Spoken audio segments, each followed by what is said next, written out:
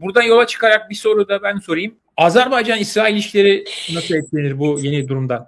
Məncə elə o durum necə var o cürə də davam edir. Yani belə bir münasibətlər var, dostluq münasibətləri var. O münasibətlər yerindədir. Nə artır, nə azalır. Ticari bilenler var, əlaqələr var. Yəqin ki o cürədə davam edəcəkdir bu cür. Yani şöyle bir şey var. Şimdi İsrail'in Azerbaycan'a gösterdiği o yakınlığın altında biliyorsunuz Azerbaycan'ın doğal gazına, petrolüne ciddi manada ihtiyaç duyuyor. Böyle bir bağımlılığı azalırsa Azerbaycan'a aynı mevki devam eder mi? Veya işte Netanyahu bu kadar gözden düşmüşken yine Azerbaycan bu kadar Netanyahu kabinesine yakın davranır mı? Yani böyle yeni dengeler, yeni şeyler yok mu burada?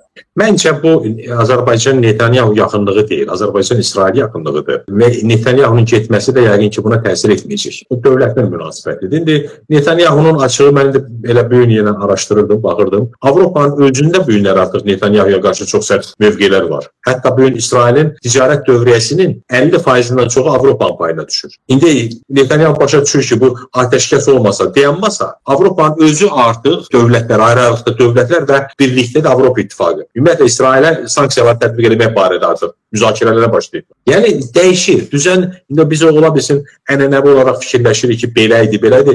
Hər şey o qədər çapıq dəyişir. O qədər sürətlə dəyişir ki. Sadəcə olaraq izləmək lazım. İzləyəndə görürsən ki, heç nə yerində deyil, hər şey axır. Konkret olaraq Azərbaycan-İsrail münasibətlərinin bu baş verən proseslərə heç vaxt zərəri olmuyor. Əksinə, kriz yarananda məsələn Azərbaycan Türkiyə ilə İsrailin arasında bir arabuluculuq edib. Kriz yarananda Azərbaycan İsraillə Suriyanı barışdırıb. Yəni bu münasibətin orada baş verənlərə dəxli yox. Yəni sabah İsrail zərər görsə də yenə bu münasibətin orada dəxli yoxdur. Sabah Türkiyə-İsrail arasında bir sorun olsa da yenə dəxli yoxdur. Yəni əksinə. Yəni bunun bir dənə avantajlı tərəfi nədir? Məsələn mən Rusiya-Azərbaycan hətta onu demək istirdim, unutdum. Məsələn Rusiya-Azərbaycan münasibətlərinin yaxşılaşması. Açıq indi bu gün heç kim onu istəmir. Fikirləşir, elə hamı deyir ki, elə münasibət körlənib, lap yaxşı, o belə də davam eləsin. Çünki Rusiyadan hamı qədər bezib, inciyib, hamı qaçmaq istəyir. Amma məsələn, mən də düşünürəm ki, bir məsələ, Rusiyada yaşayan Azərbaycanlılar, soydaşlarımız məsələsi. Onları fikirləşəndə deyirəm, yox, eyb yox. Bu münasibət düzəlsin, bizim orada 2 milyondan çox soydaşımız yaşayır. Yəni, heç olmasa onlara qarşı baskı dayanar. Onsuz da Rusiya, Ukrayna savaşı Rusiyanın taleyini bədirləyəcək. Ona görə də bəlkə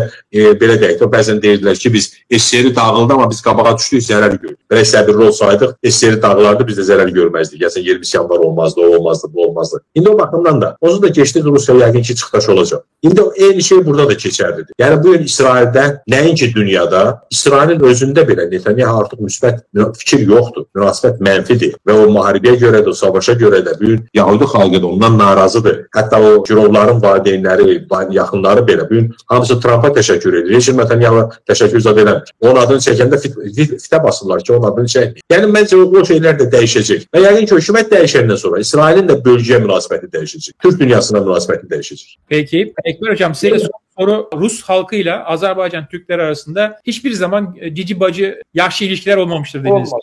İsrail ile bağlı da böyle, çünkü Türkiye'de bu çok sorulmaya başlandı.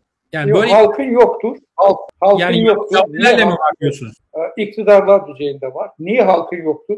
Nihayetinde Azerbaycan halkı da Müslüman bir toplumdu. Ne olduğunun farkındadır. Orada İsrail'in, Yahudinin ne yapmak istediğini ve daha doğrusu Siyonizmin ne yapmak olduğunu inancından kaynaklanan argümanlarına farkında olan çok insan olduğu için İsrail'e, Yahudi'ye öyle samimi kalktan kardeşimiz, dostumuz diyen insanların sayısı sadece menfaat düzeyleri içerisinde olan kesim. Yoksa normal aklıyla düşünen insanlar, ya ben Müslüman olup da inancından gelen bu kadar uyarılara rağmen, bu kadar dindeki hani o önemli meselelere rağmen, göz önünde bu kadar yapılan haksızlıklara rağmen bir normal insan nasıl can kardeşim olarak görsün ve nasıl bir samimi bir ilişki içinde olsun.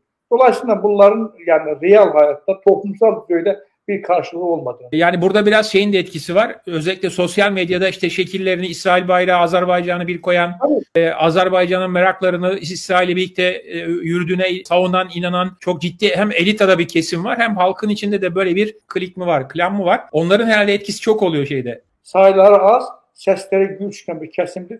Artık bunun sebebi nedir? Bunun sebebi herkese bellidir. Peki.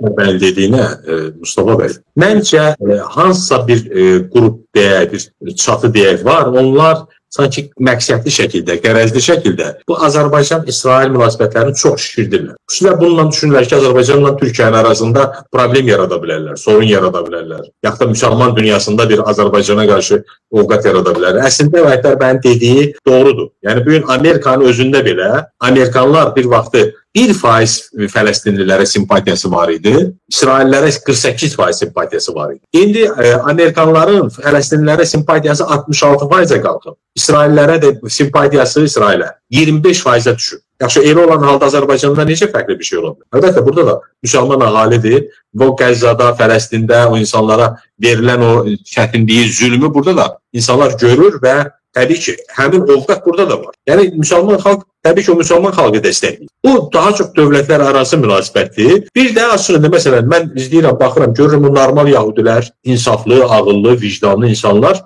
onlar da Netanyahu qarşıdır. Mən də mətbuatda daha çox izləyirəm. Mənim tanıdığım o qədər ekspertlər var ki, onlar o İsrailin hərəkətini qınayırlar, istəyirlər. Onlar da bunu qəbul eləmirlər. Yəni, hətta yahudilər özləri belə İsrailin elədiyini, Netanyahunun elədiklərini qəbul eləmirlər. Və onlar deyirlər ki, bu yahudi xalqının mövqeyi deyil. Hətta burada vuruşan eşqələbiçilərin də mövqeyi deyil. Bu hökumətin mövqeyidir. Bu idarə edənlərin günahıdır. Bəli. Onun səbəbi biraz da ortodoks məsələsini biz çox danışmışıq. Ortodoks məsələsini boşuna vermədim. Bəzi yahudilər İsrail dövlətinin varlığına inançları gərək qarşı çıxırlar. Orada Tövratda dayanan 2 dənə ayət. Hatta onun üçüncüsü denir ki, yahudilərə, Tanrı dedi ki, siz o məmləkətdə adalətsiz yapanları belə oradan çıxaracaqsınız. Bakın, üçüncü ayət şudur ki, orada adalətsiz yapanlara qarşı oradan çıxaracaksınız və dedi ki, onlar çıxarmadılar. Nəyi ki çıxarmadılar? Kendiləri ədalətsiz davrandı. Dolayısıyla Yahudilərin bir qisminin İsrail dövlətinə qarşıması, dolayısıyla Siyonizmə qarşı çıxması o Yahudilərin inançlarından qaynaqlanır. Amma və lakin onların sayısı bəllidir. %15-%20 arası dedik, genel Yahudilər. Və onların da gücü çox azdır. Amma Yahudilərin içərisindəki Siyonist gücü isə bırakın Orta Doğuya, dünyaya hükmedən ən önəmli güclərdən bir tanesi. Məsələn, öz mahiyyətim ondan ibarət.